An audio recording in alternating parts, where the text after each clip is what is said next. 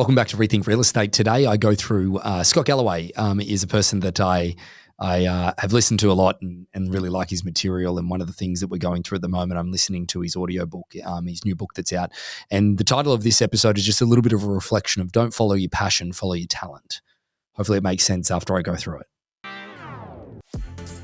Welcome to Rethink Real Estate. My name is Ben Brady, and this is a real estate podcast aimed to deliver sales strategies, marketing tips, and business insights from industry experts and myself to build a listing-focused business for the future. Let's get into it.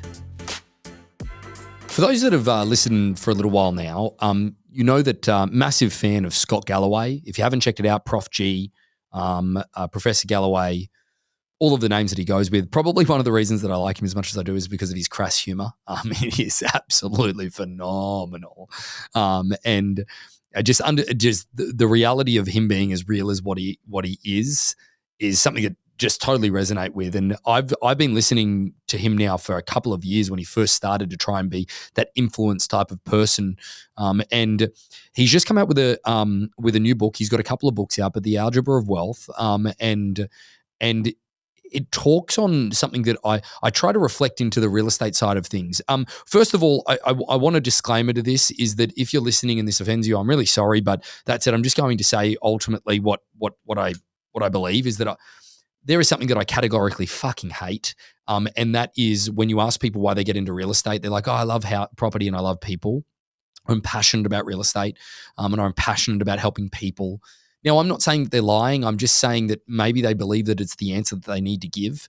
Because I have to be honest, is that, Scott talks about this new, he speaks about in his book that I'm listening to on an audio book at the moment. I haven't gotten all the way through it yet, but it's really in theme with everything that he's ever said. It actually hasn't deviated at all. You know how sometimes you've listened or you followed somebody for a period of time and then you read their book and you're like, did they really write this? He definitely wrote this. It's narrated by him also on the audiobook side of things. I'd really suggest getting it.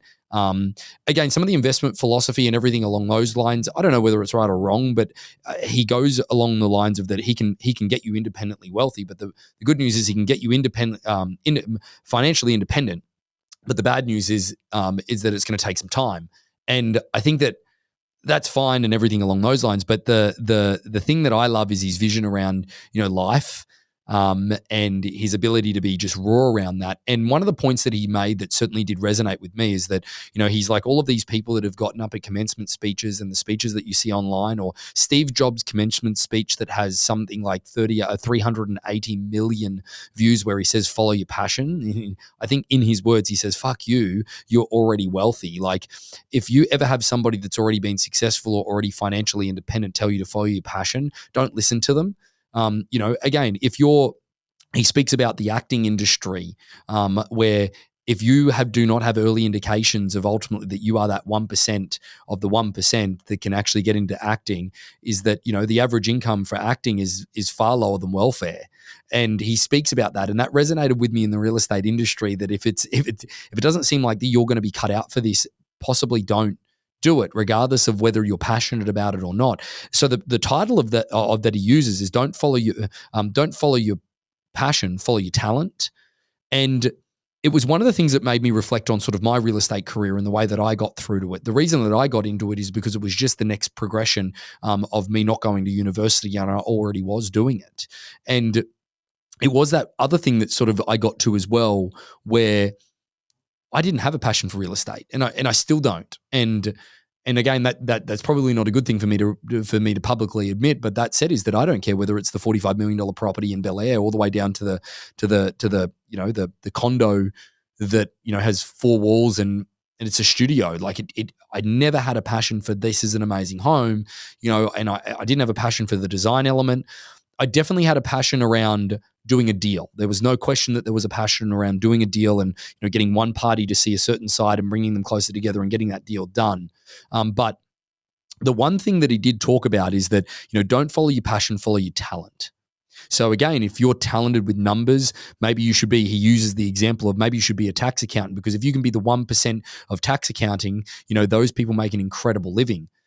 Go to the element that gives you the financial security, and then possibly then once you've got that financial security, then you could do something that you're more passionate about. He talks about work-life balance as well, in the sense that he doesn't know any way, like the people that say that, no, I need balance in my life or whatever it is that great. If you've made a decision not to be, financially independent and you want to be dependent, on certain external forces for a period of time, then no problem, or for the rest of your life, then no problem, then have that work-life balance. But if you do want to make sure that you're financially independent, is that he doesn't know anybody that has been able to produce that without actually working for 20 years and just grinding for 20 years.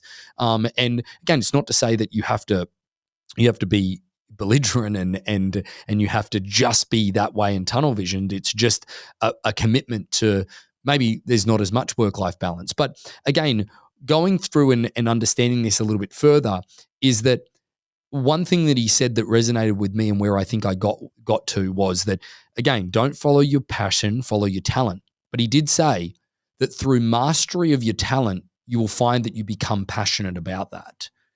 And it's so interesting that he said that, because that was the part where I kind of, it's one of those things where the social norm is that I kind of felt like a fraud, and maybe some of you have, is that imposter syndrome of that, hey, I'm not really passionate about this whole thing, real estate industry, wise. When I first started in here, like I knew it was a means to making a great income at a young age, and that definitely motivated me. I found I was relatively talented at it, so I stuck with it. And through the mastery of it, I definitely did grow passionate about the real estate industry in its own right, and the way that we do things and the process that you create and the auction process in its entirety. I think it's fair enough to say that I'm passionate about everything that I do now through the mastery of it, through following my talent of whether that be communication, whether that be, putting a deal together, whether that be process, very process orientated within our auction side of things. And through the mastery of the success that I've seen that it's created for me, okay, or created in those individual moments, has created me to be very passionate about that process because I've seen it work.